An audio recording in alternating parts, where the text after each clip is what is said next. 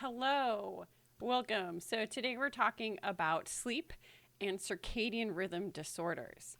And the things we're going to talk about from a learning objectives perspective. Now, we're going to be, of course, moving this into a series of videos so it's a little bit easier for you to see what's going on in a more digestible format. But we're going to be talking about theories of why we sleep, theories of why we dream, because brains are weird.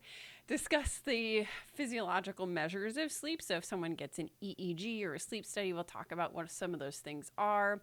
Talk a little bit about sleep deprivation, the areas of the brain that are involved in how we sleep.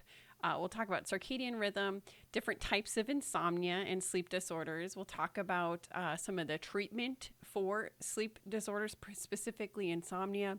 Recognize questionnaires, how things are assessed, and talk about some of the therapeutic treatment options for things like narcolepsy, idiopathic hypersomnia, circadian rhythm disorders, and parasomnias. So, the big question that doesn't quite have an answer, but that's okay, is why do we sleep? Why do we sleep when we do? Why do we dream? Right? Sleep is still something that is fairly elusive and doesn't fully make sense because it almost in a way seems evolutionarily problematic, right? If you have a time that you have to basically be almost dead to the world, then it can be really difficult to be protected, right? But we need sleep. So, why do we sleep? There's not a lot of full on consensus, and it possibly is a combination of reasons why individuals, animals, everything that has a brain to some degree needs to sleep, right? Being awake likely disrupts homeostasis. Sleep can restore that balance. Sleep is terminated by a return to homeostasis. There's also increases in growth hormone directly linked with certain sleep stages. We see higher protein synthesis during REM sleep, so rapid eye movement sleep. There could be a survival component. Lions sleep a lot versus things that are prey animals like gazelles sleep more like 2 to 4 hours versus 18 to 20 hours for lions. So alertness, that balance seems to potentially be part of it as well.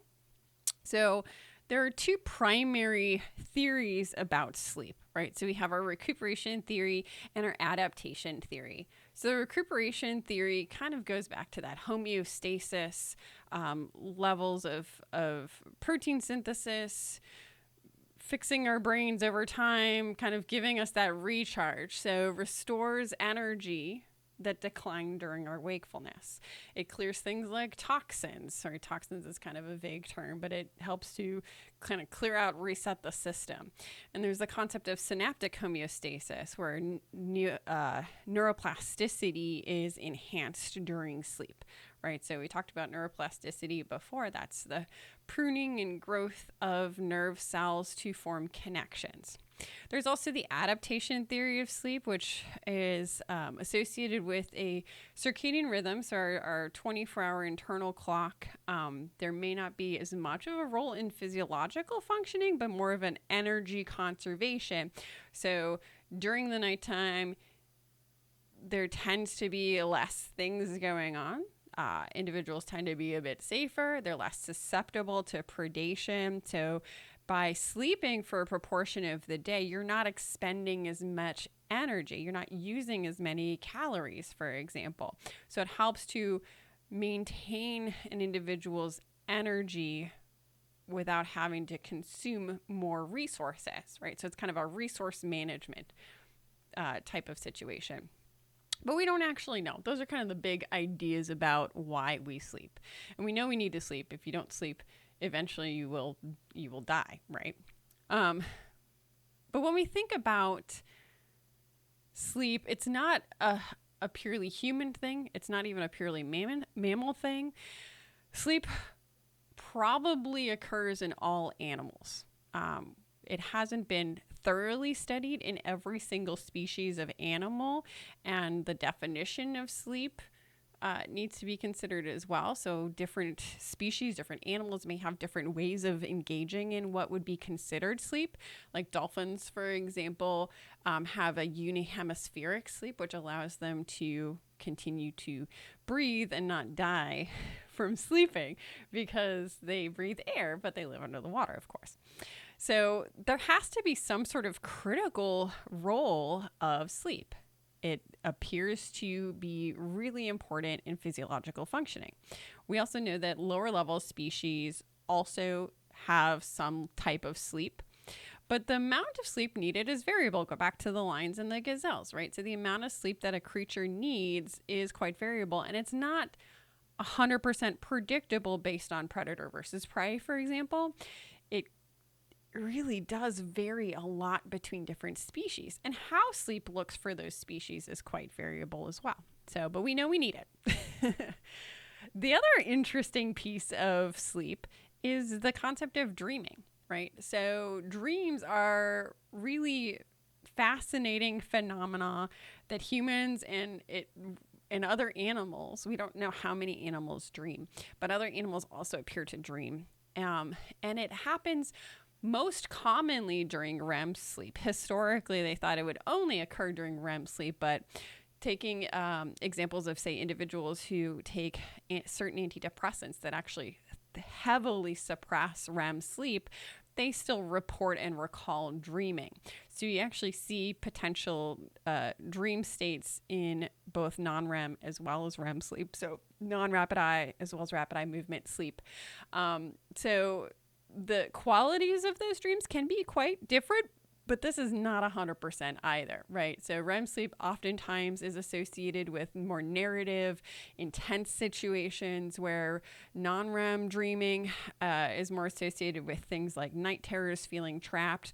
We also have those concepts of hypnopompic and hypnagogic hallucinations, where you can experience like kind of this transitionary state between wakefulness and sleep. And some people will experience what's called sleep paralysis, where their brain's still awake enough to be aware of their surroundings, but their body's already kind of shut down into sleep mode.